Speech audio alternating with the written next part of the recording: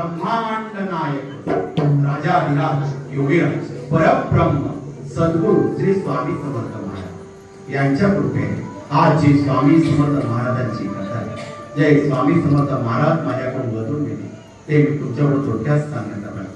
सद्गुरु श्री स्वामी समर्थ महाराज की जय. अनंत कोटी ब्रह्मांड नायक राजाधिराज योगीराज परब्रह्म सद्गुरु श्री स्वामी समर्थ महाराज यांच्या लीला अनंत आहे. कारण तो ब्रह्मांड नायक आहे. ब्रह्मांड नायकाची प्रत्येकावर कृपा असते, फक्त आपण ती ओळखली पाहिजे.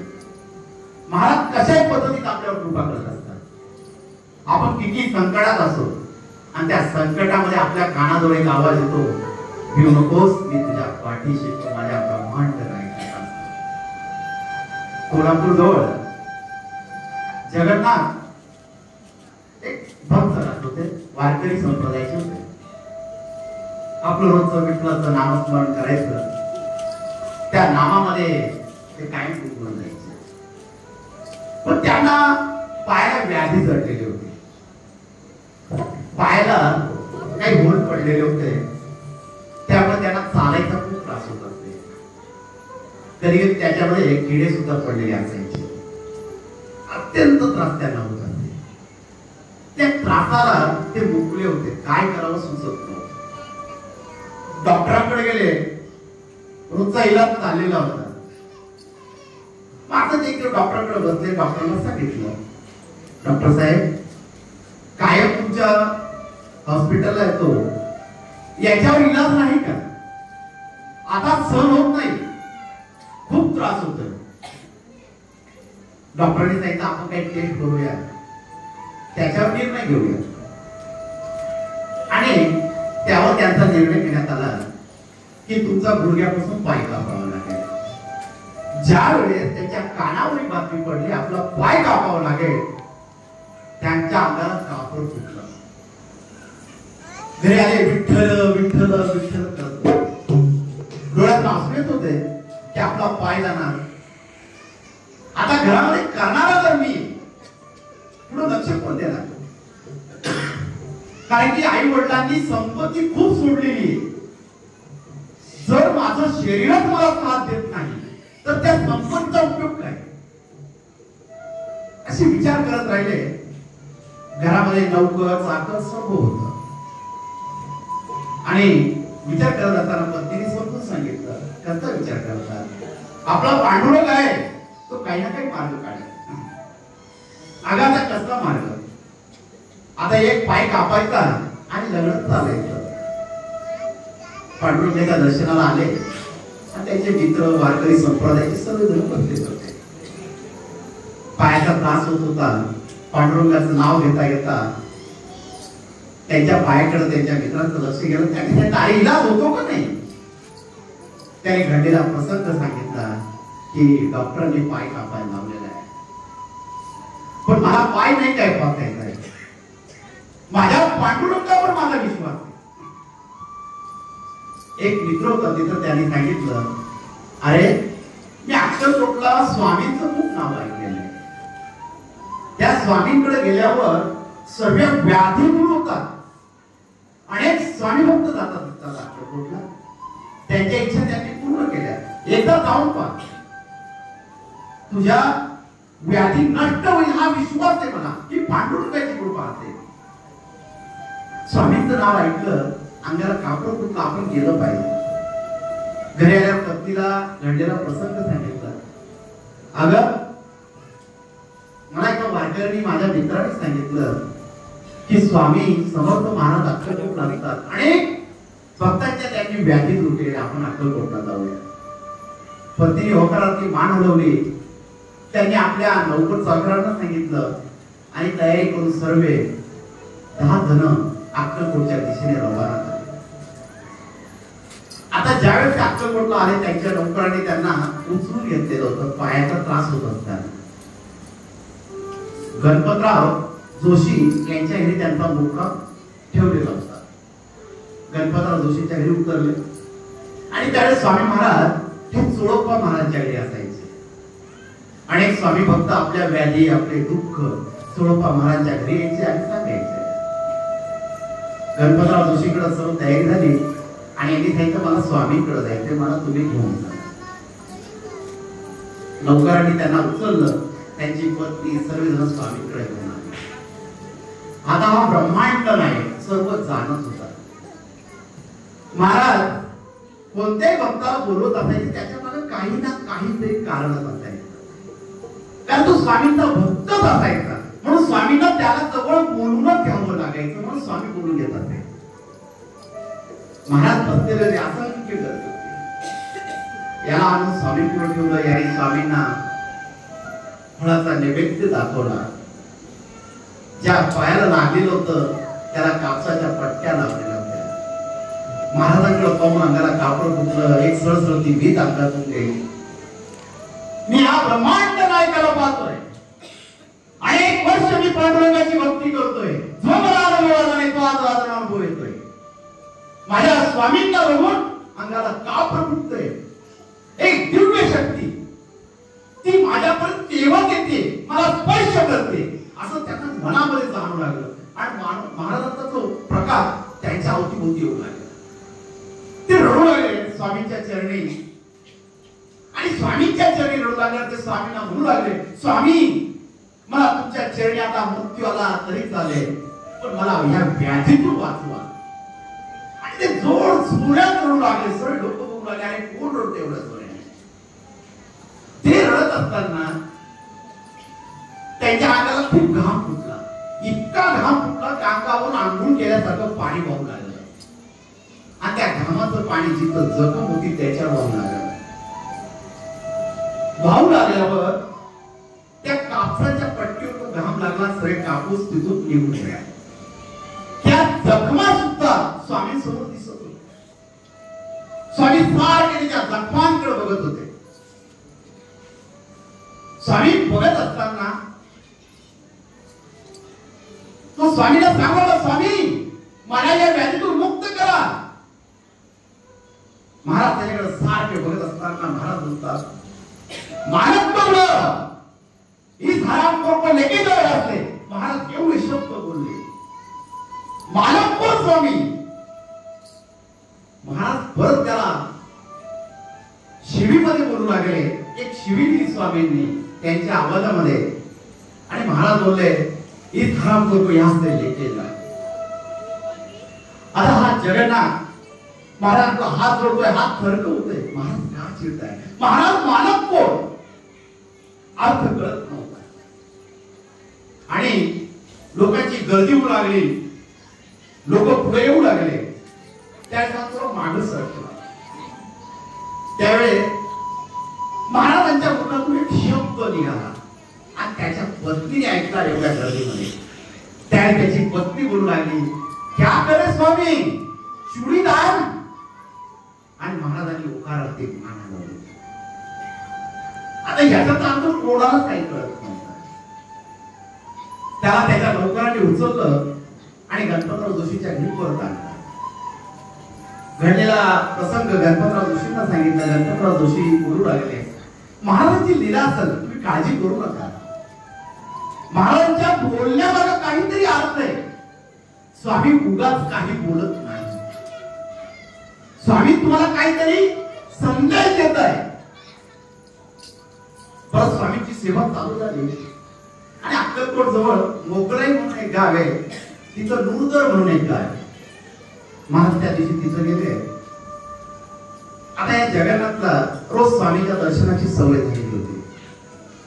हा वटवृक्षाच्या क्षेत्राजवळ आला. तिथं सांगितलं स्वामी चोळप्पा महाराजांच्या घरी. चोळप्पा महाराजांच्या घरी आले. आज स्वामी महाराज मोगलाई गेलेले. तिथून 5-6 किलोमीटर अंतरावर ते गाव होतं. त्याने तिथं जायचं त्याच्या नौकरांनी उचललं आणि स्वामी तिथं बसलेले होते. दुपारची वेळ होती. हा तिथं स्वामींजवळ आला. स्वामी तुम्ही मला सोडून इथं काय? स्वामी बोलू लागले, आता आमचा मुक्काम इथंच आहे. तू घरती काळजी करतोस, आम्ही आता इथंच आहे, तुला काय पाहिजे?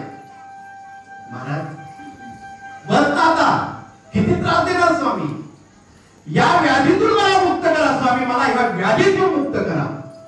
आता हा त्रास होत स्वामी महाराज मला हा त्रासच सहन होत नाही. महाराज परत बोलू लागले, मालक कोण बोला महाराज, हे कडू औषध आता किती दिवस कपाळाला पुरणार आहे. त्याच्या मनामध्ये त्यांनी शब्द टाकला, महाराज हे कडू औषध किती दिवस अजून कपाळाला पुरणार आहे. त्यावेळेस महाराजांच्या मुखातून एक शब्द निघाला, हम तेरे औषध ही बदल डालने वाले हैं, नया औषध अभी तेरा तयार हो रहा है. तुमच्या कोणाला मी मनामध्ये बोलतोय, स्वामी महाराज समोरून बोलत आहे. महाराजांचा संदेश कळाला, मालक को बुलाव. त्यांनी स्वामींसाठी चांदीच्या पादुका करून आणलेल्या होत्या. त्यांनी त्या पादुका काढल्या आणि स्वामींच्या हाताला स्पर्श केला, स्वामींच्या चरणांना लावल्या. स्वामींनी त्या पादुका त्याच्या हातामध्ये दिल्या. ज्या औषध तुम्ही देते आम्ही तुमच्या. त्याने त्या पादुका खिशामध्ये ठेवल्या. घरी आल्या. घरी आल्यावर आता स्वामी केव्हा येतील, मला स्वामींचं रोज दर्शन घ्यायचंय.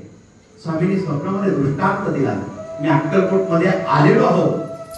आणि सकाळी उठल्यावर त्याला खरंच समजलं. गणपतराव जोशींनी सांगितलं, स्वामी महाराज आज अक्कलकोटला आलेले. सकाळची वेळ होती.